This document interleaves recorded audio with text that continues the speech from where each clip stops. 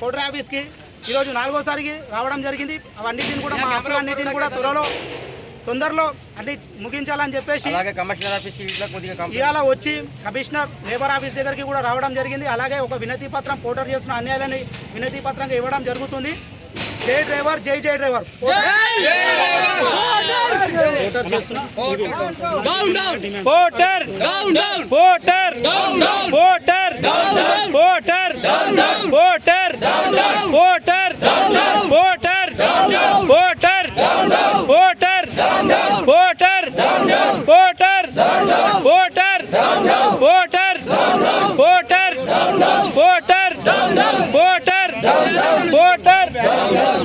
చంద్రాకారంలో